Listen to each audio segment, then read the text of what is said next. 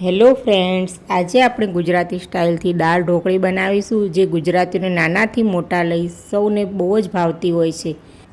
અને જો આ રીતે દાળ ઢોકળી બનાવશો તો બધાને ગમશે જ. અને આ દાળ ઢોકળીનો વિડીયો પૂરો જોજો. શું તમે પણ દાળ ઢોકળી આ રીતે જ બનાવો છો એ પણ કોમેન્ટ કરી જણાવજો. અને આ ગરમીમાં જ્યારે શાક ના ભાવતા હોય ત્યારે દાળ ઢોકળી બેસ્ટ ઓપ્શન છે. અને રસોડામાં પણ બહુ વાર નહીં રહેવું પડે.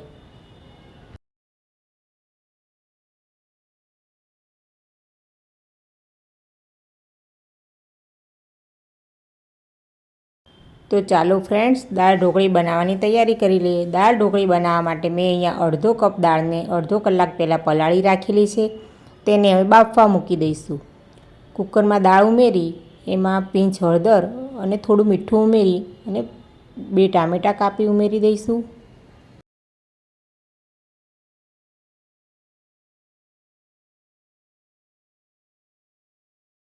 ઢાંકણ બંધ કરી અને દાળને બાફી લઈશું.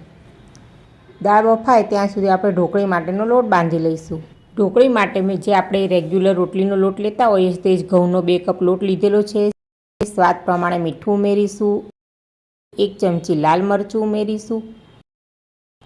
અડધી ચમચી જેટલી હળદર અને અડધી ચમચી જેટલો અજમાને હાથેથી મસળી અને ઉમેરીશું.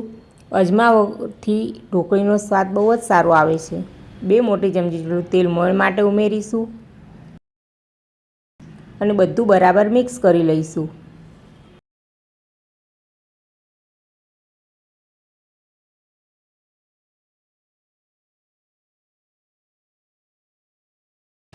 હવે જરૂર પૂરતું પાણી ઉમેરતા જઈ અને લોટ બાંધીશું. ઢોકળી માટેનો લોટ આપણે પરાઠા જેવો બાંધીશું. રોટલી જેવો ઢીલો નહીં અને ભાખરી જેવો બહુ કઠણ નહીં. એ રીતનો સરસ લોટ બાંધી લઈશું.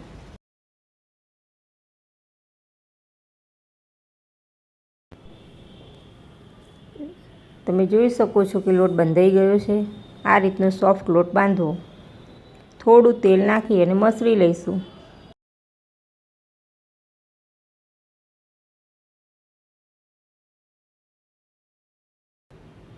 હવે ઢાંકી અને રહેવા દઈશું.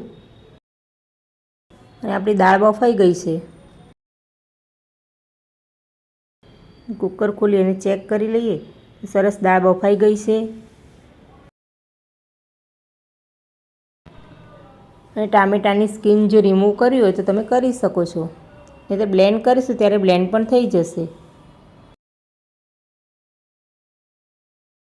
હવે બ્લેન્ડરથી દાળને બ્લેન્ડ કરી લઈશું.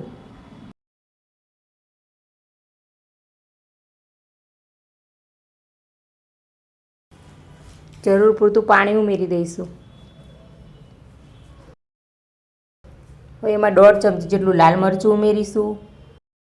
અડધી ચમચી હળદર, 1 ચમચી ધાણા જીરું, સ્વાદ પ્રમાણે મીઠું. દાળ બાફતી વખતે આપણે થોડું મીઠું નાખ્યું હતું તો ધ્યાનથી નાખીશું. 1 નાની વાટકી જેટલો ગોળ. ગળ પણ તમે વધારે કે ઓછું કરી શકો છો. 12 થી 15 લીમડાના પાન બધું નાખી અને મિક્સ કરી લઈશું.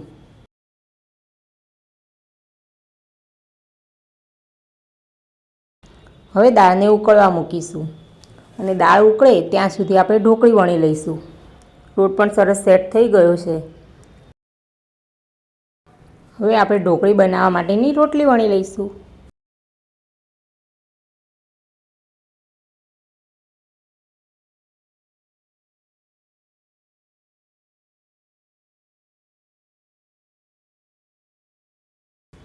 ઢોકળી બનાવવા માટેની રોટલી આપણે આ રીતની મીડિયમ થીક વણીશું. બહુ પાતળી નહીં અને બહુ જાડી પણ નહીં. આ રીતે બધી રોટલી પહેલાં તૈયાર કરી લઈશું.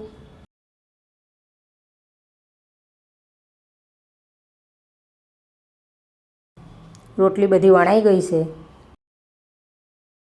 અને તમે જોઈ શકો છો કે દાળ પણ સરસ ઉકળી ગઈ છે. તો હવે તેમાં આપણે ઢોકળી કટ કરીને ઉમેરી દઈશું. ઢોકળી ઉમેરતી વખતે ધ્યાન રાખવાનું કે દાળ આ રીતે સરસ ઉકળે ત્યારે જ ઉમેરવાની, જેથી ઢોકળી એકબીજા સાથે ચોંટી જશે નહીં અને સરસ છૂટી છૂટી ઢોકળી તૈયાર થશે. ઘણીવાર દાળ ઉકળી ના હોય અને તમે જો ઢોકળી ઉમેરશો તો ઢોકળી ચોંટી જશે, તળિયે બેસી જવું એવું બધું થશે. પણ આ રીતે દાળ ઉકળશે અને ઉકળતી દાળમાં ઢોકળી ઉમેરશો તો સરસ છૂટી થશે, તળિયે ચોંટશે પણ નહીં. ઢોકળીને આ રીતે સરસ કટ કરી લીધી છે. હવે તેને આપણે ઉકળતી દાળમાં ઉમેરી દઈશું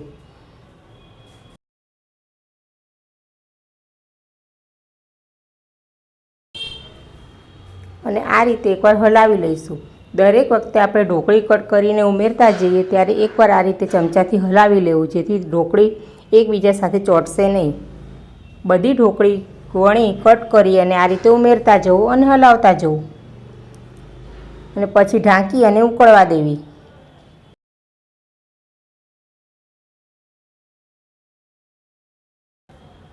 તો આ રીતે હાથેથી તોડી અને ચેક કરીશું ઢોકળી સરસ ઈજી તૂટી જાય તો સમજવું કે ચડી લેવું, અને બીજી આ રીતે જો ઢોકળી તળિયે બેસી જાય તો પણ સમજવું કે ઢોકળી ચડી ગઈ છે।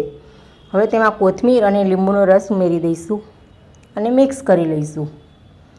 ઢોકળી પ્રોપર ચડી જાય એટલે તળિયે બેસી જ જાય।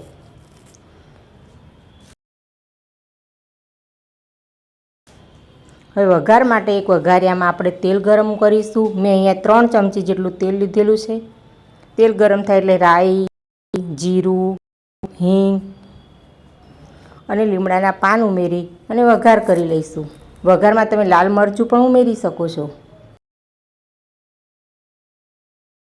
અને હવે સર્વ કરી લઈશું। તો તૈયાર છે ગુજરાતી સ્ટાઇલથી એકદમ ઇઝી, ફટાફટ અને ટેસ્ટી બની જતી દાળ ઢોકળી, જેને મેં સલાડ સાથે સર્વ કરી છે।